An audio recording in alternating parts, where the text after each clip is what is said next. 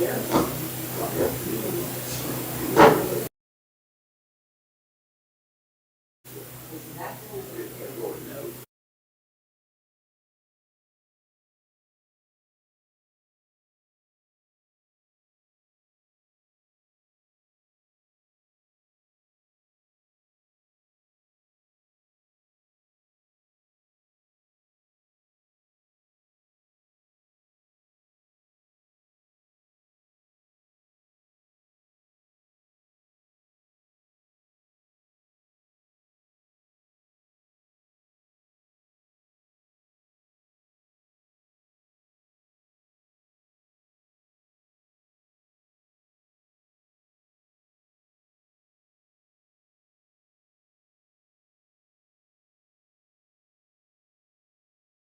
are you? I'm good.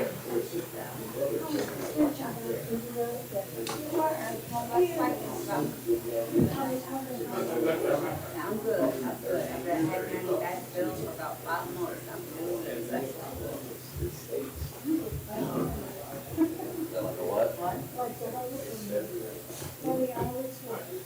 They say let's keep search for all years. Well, I guess it's perfect. Testing, testing, 1, 2, 3. Huh? But it doesn't sound bad. Right, exactly. I get it.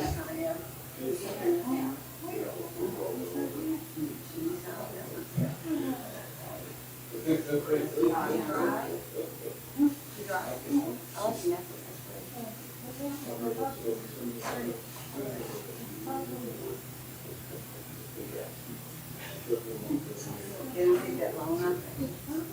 I mean, it's nothing.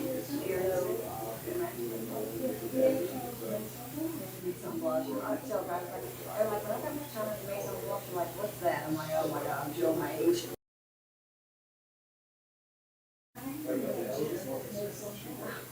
I want to see this over there. That's got me back something. The guy just looked at me and said, you know, this and we pay something. I was like, start me a little pack. These kids on your back.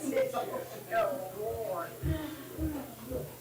So y'all, I'm gonna tell y'all, I'm working on the sound, and we're trying to do it a different way. That camera's real close to y'all. So just be mindful that y'all might be speaking over what they, if y'all talk back here during the meeting. I'm trying to get it fixed so it works. Oh, no. Probably have some comments. Testing, testing, 1, 2, 3. So you can hear me telling you. You can hear me telling you. Oh, Lord. Yeah, I'm not even sure I'm just gonna work. I'm gonna be live streaming something ugly. Yeah, and so I can get something else.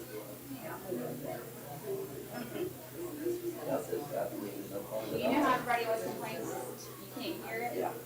You can hear it. Well, you can't hear when you hear, they turn their microphone the other way, and don't speak into it. That one right there. It's just gonna be loud tonight, but loud is better than none. Yeah, how you doing, Vic? Good. How you doing, Vic?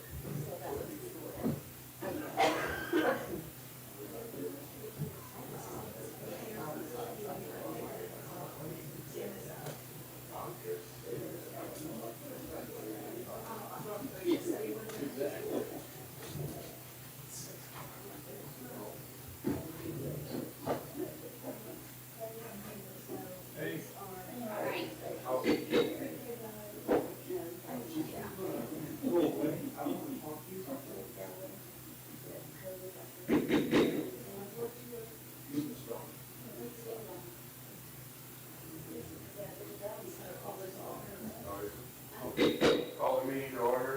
Please silence your phones. You know, would you? Let's state all in. Councilman Haddocks, Present. Councilman Bounds, Councilman Dennis, Present. Councilwoman Faison, Present. Councilman Ogle, Present. Mayor Pelot. Please stand and join us as Councilman Ogle leads the pledge. Pledge allegiance To the flag of the United States of America and to the republic for which it stands, one nation, under God, indivisible, with liberty and justice for all.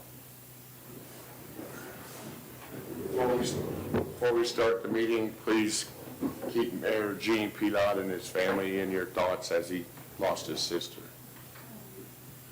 and Barney's godmother. Now we'll have the public comment meeting. Members of the audience will have 3 minutes to make a statement or express concern. Anyone having or expressing a concern tonight may or may not get an answer due to the fact that the council is hearing it for the first time. All statements will be considered and everyone will get an answer in the near future. Is there anyone that, please step forward.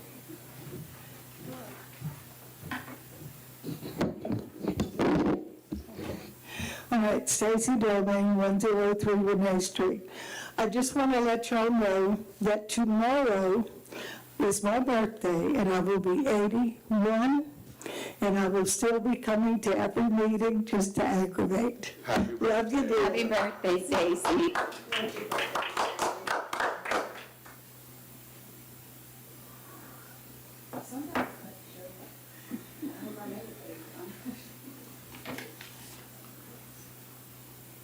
On the Finance Committee, Councilman Bounds and myself, we don't have anything to report at this time, so we'll move on to Operations and Maintenance. Councilman Ogle and Councilman Dennis. First on the agenda is trees on town property that Councilwoman Faison would like to discuss. Gotcha. So I know we've already discussed this a little bit amongst ourselves, and it's pretty much completed at this point. I have two main questions. One, obviously, it's not paved over, but there's, limestone that's been put down for parking. I would like to see at some point some sort of greenery put in, similar to what you would see in, which Lewis, thanks for your post. I saw what you posted. That's exactly what I had in mind. Downtown Mandeville has parking, but on the end caps of what they have for parallel parking, there's typically a preserved area for garden and, usually a small tree. I'd love to see us add that eventually if we want to maintain the parking. I still think that we should have something that improves the beauty of the street. I think that those streets that are outlets from Water Street are part of the jewel of the town. And, it's nice to have extra parking. I won't disagree with that at all. But I think it should look nice parking. And I'm sure that that's probably a project that we could do on our own without it needing to go out to bid or have major construction done on it. Before I'm finished, I also want to ask about the remaining trees that we have in town. There's some on that exact street, just across Main, that are on town property. It's my understanding that the trees were not just removed to repair the lines, but also because they were a threat. That was the logic that I understood as to why we would not replant the trees.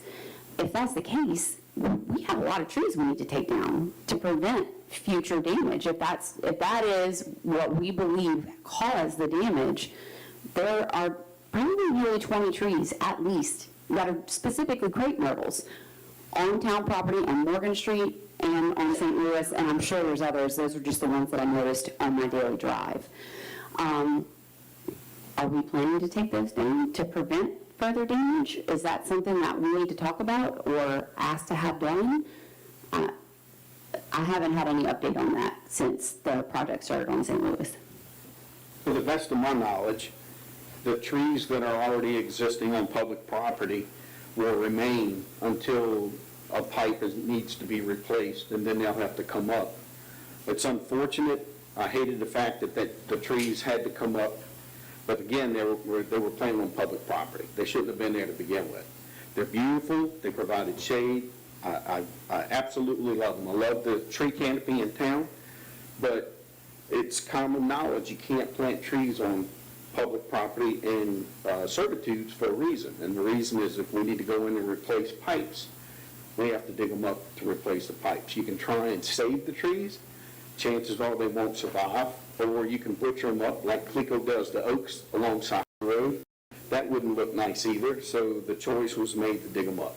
But any existing tree, to the best of my knowledge, that's on public property right now, will come up whenever the pipes need to be changed and not before. But we don't think that the tree caused the damage then? Yeah, well, so the tree roots were in the pipes. They were through the pipes, they cambered it out, they cleaned them out. The answer was that the trees trees grew into the pipes because they were cracked. Otherwise, they wouldn't have grown in. However, they contributed to the, and there was no way to bring them up without digging them up. There was no way to save them to pull the pipes up. They were grown throughout. They cut them out. They grew right back even faster. As they went to dig the pipes up, there was no way to save the trees and get everything repaired. All right, that was the reason. All right, and I talked to Kyle about it. As far as the rest of the trees in town, when all this came about 8 years ago, people were putting up cones all over town. People were putting blockades up and blocking parking. They were taking that property in front of their house and making sure nobody else could use it, well, for whatever reason, and I understand it, and we decided at that time there would be no more of that on the property and no more trees planted, and at that time we considered taking all the trees out. We didn't because we didn't enforce it before, but there is an ordinance that says that you cannot obstruct public property or parking or lanes or alleys. So with knowing that ordinance, we decided to let them that were planted alone, with the idea that if they caused problems, and it wasn't long after that, Kyle had a pipe with a tree grown into the pipe to show what it can do. That line, that sewer line, runoff line, whether that cracks would have ever been an issue or not without the trees, I don't know the answer to that, but probably it could have been a longer issue, or it may have never been an issue. But they're drawn to it, and they grow faster that way. At the time when we said, as a group, as a council, issues as we go forward, but we'll leave what's there alone. And that was the direction we took. So we don't think that the trees caused the damage, correct? Well, Or we just don't know? the trees were grown into the pipe to the fact that they were clogging up the pipe, and they had to cut them out. They went in and cut them out, but they warned us then, what was that, 6 months ago? It was in May? Not even 6. They told us then that the roots will grow even faster when you do this. And they did, and they were clogged up again. So the tree roots did cause damage to the pipe and kept it from draining, clogged it up. So they did cause it, whether it's because the pipe was cracked or not. The roots grew into the pipe. So wouldn't logic dictate that we should remove the remaining trees? Because we don't know what they could be doing to the existing pipes that are under them or any other utilities that are under them. That's not the direction we took. If the council decides that we're just going to remove all the trees, then that would be the council's decision. I don't like the idea of removing the trees, and I would like to get a professional opinion on whether or not trees, specifically crepe myrtles, could actually cause the damage that we saw, or if it was just an unfortunate event. And if it was just an unfortunate event based on the information that we get from a professional that we hire outside of town, or in town, wherever, then I don't understand the logic behind not at least replanting some. I would like to see at least something replanted so it's not just a barren sidewalk and limestone. It's a shame to see what happened to some of the most meticulously groomed crepe myrtles in town. And I get it. Guys, I'm not against the fact that the pipes had to be repaired. I agree with the ordinance on not planting or cordoning off public property. I'm on your side there, 100%.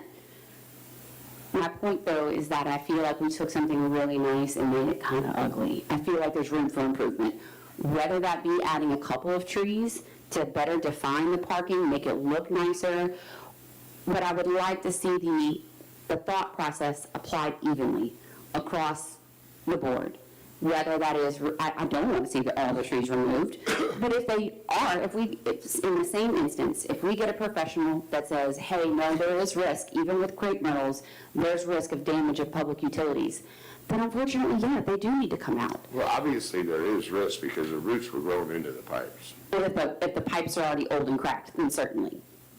Okay, but hold on. I said, okay, caused or contributed to, and they contributed.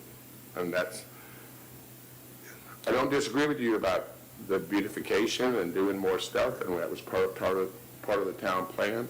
But part of the reason we didn't move forward on a lot of that was because of all the water lines and sewer lines that run along that easement.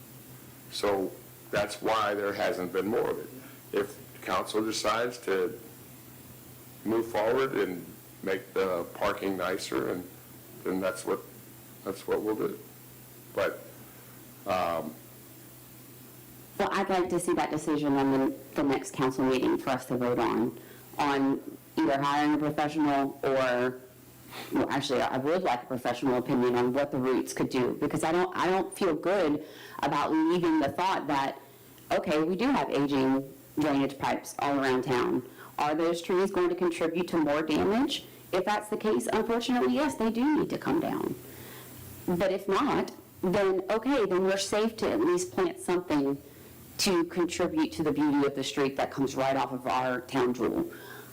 I think that that's something that we could vote on in 2 weeks at our next meeting. Does everybody agree with that?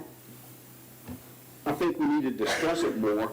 I certainly agree that we need to dress them up, but I wouldn't put trees back over those pipes again. Trees are known for roots. We could put shallow boxes that doesn't require above-ground planters or something. Something. I would just like to see something. I don't understand your logic about, because we took the crepe myrtles off of St. Louis, you're saying, now correct me if I'm wrong, you want to remove all the crepe myrtles in town that's on public property right now?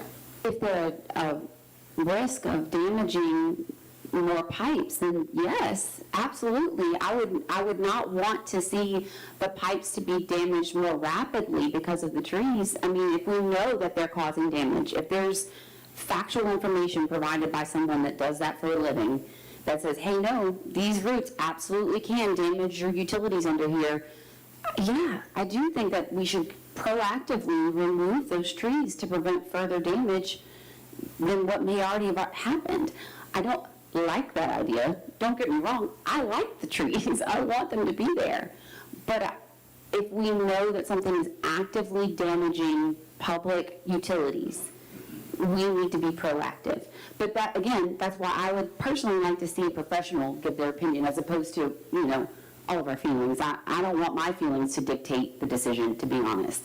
It's not about my feelings. It's about what the fact is of how the trees are affecting the utilities. That's what I want, that fact given, and then for us to make a decision moving forward. I can appreciate that. I would like to prolong the tree canopy in town as long as possible. Until the pipes are clogged, we're going to have to go in and dig the ground up anyway to replace the pipes. So I would take the trees down at that time. But the crepe myrtles on St. Louis definitely took advantage of the opening of the pipes. Whether the argument is they can penetrate them when they're solid and break them, or if there's an existing crack, they'll get back down in there. And they did rather quickly. But yeah, we can discuss it further, but I don't see any advantage of just going and cutting down every crepe myrtle in town on public property right now. I would agree with that. I would absolutely rather get a professional opinion on how those root systems function before we just go chop trees down, 100%.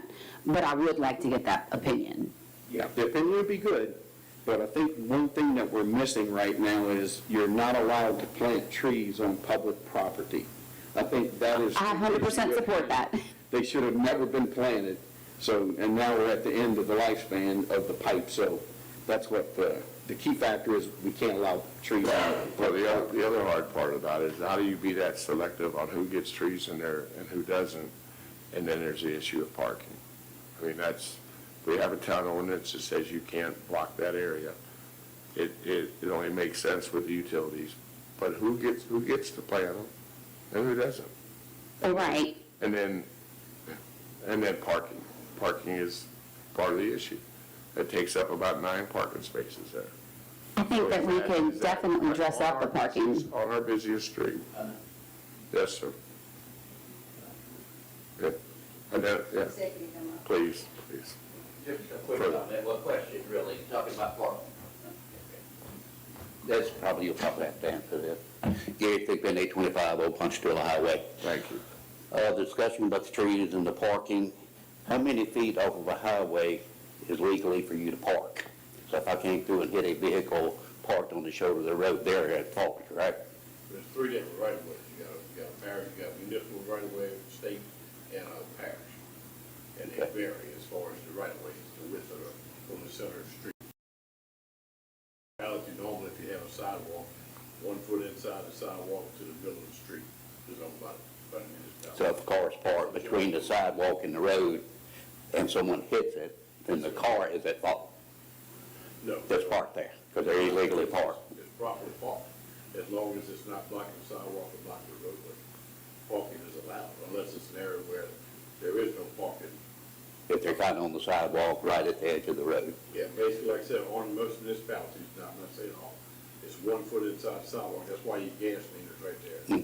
Because all your water meters is on town property. From there to the center of the street is normally owned by the municipality. Right. So there is a parking allowed, as long as you're not blocking the driveway or not blocking the roadway. So like during church, nothing against the church. But all the cars parked down through there on the side of the road, if a boat comes through there and takes off the mirror, Well, there's a large portion of it that's going to be legally parked. You can park on the shoulder, as long as you're not blocking the driveway or blocking any entity, I guess, for lack of a better word. Parking is allowed on the shoulder. okay. In town. Yeah, because I got hit one time.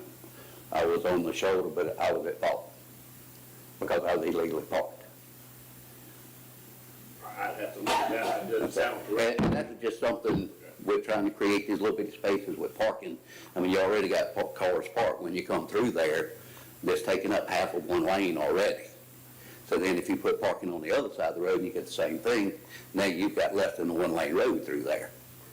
That could cause issues. And that's the only reason I'm bringing it up is you trying to squeeze in parking in these little spots. I mean, Madisonville needs parking, I get it, but I just wanted to make sure. We issue a fair amount of parking citations. Oh, I'm sure you do. You know, For people parked But in the most of the time road. you just overlook it. Parking in roadways, blocking driveways, or 2 main ones. Yeah. And most of, you got something going on, lots of cars are parked there with them, but some illegally parked, but do they even realize that if they get hit, Well, they're at fault? We try to be as lenient as possible, but some of them just don't allow it. Right. Is there parking on that south side of St. Louis? There is, okay. As long as you're not blocking the sidewalk or not the roadway, if you have enough width to do it, it should be parked, it should be allowed. If it's blocking any part of the sidewalk, so the sidewalk facing closest to the road, due to whatever circumstances, then no, there is no parking. Okay. Kristen, you know, I went and looked at the work. It looks horrible. There's no other way to you described it as ugly compared to what it looked like before. It kind of looks pretty bad. I think my bigger issue is that, you know, the people that lived there found out about it late, asked us to delay the work so that they could come here and speak to us, and they weren't given that opportunity. You know, the item that I have on the agenda right after you is the same item. Although I went, after this all came up, I wanted to go back and look at the master plan and see what did they have, because I remembered not just St. Louis, but all the side streets going to the riverfront were a particular issue for the planners. And as a matter of fact, some of the side streets, they put a gazebo at the end of it. They were interested in having a certain effect when you go down that road as an entranceway to really what is the prime feature of this town, which is the riverfront. It's the center of the town. So I went back and looked. I'll give you guys some copies, but the plan that they put together has trees exactly where those crepe myrtles were. So one of the things that they did that I don't really understand was they did those 2 blocks going to the river. So the crepe myrtles are on one side on one block, and on the other block they're on the opposite side. I think it makes more sense to have them on both sides. You know, trees could be planted right next to a mailbox, near a driveway, you know, where you're not going to really take away any parking. But again, I'm sorry to interrupt you, but I agree, and this was all our wish list, right? But the issue came down to, and I was all for trees all over town, and the 2 issues that came up was parking, and the other issue was our utilities, and that was the biggest issue. Yeah, so The utilities, so again, trees, and all trees, and I'm not an arborist, but trees go into where water is. Kristen has asked, hey, let's get some expert opinion on that. The engineer that did the work on Girard Street, so Shannon and I went down there and looked at it. I posted a picture. The drain is right there on the right-of-way with the trees. They have a lot of crepe myrtles there. They have a few cypress, and they have a lot of drake elms along Girard Street. The engineer who designed Girard Street actually volunteered and helped us with the steering committee on the master plan. So I could easily reach out to him and say, hey, look, what's the risk here, if there is any? And maybe, I don't know, they may have different drainage pipes there than what we're putting in. It looks like we're putting in some type of metal pipe, not like a concrete pipe. But Kyle did say that that was actually an improved pipe. I mean, obviously, it's like 60 years newer, but I think the difference I noticed in what they have in the development we have here is that all of their sidewalks and drainage are raised. Well, their drainage isn't raised, but it's a raised pavement, whereas ours is flush with the road. So that would be my only question for maybe that engineer that we're speaking of, is to say, hey, how could we apply this without raising the elevation of all of our sidewalks and having to add curbage and stuff? I like the idea of the tree-lined streets. I'll reach out to him and see what he has to say about that. But it was just, eye-opening to me to go back to the plan and see, that's what we're supposed to have right there, is trees on that street, right in that very spot where the crepe myrtles had to be taken out. So, I'll reach out to him and see what he has to say and let you know. I'd like to remind you that the reason we didn't was because of the utilities. And that the trees did grow into the line. And it's whether crepe myrtles will do it or not, they did. And we've been, in the past administration, we tried to be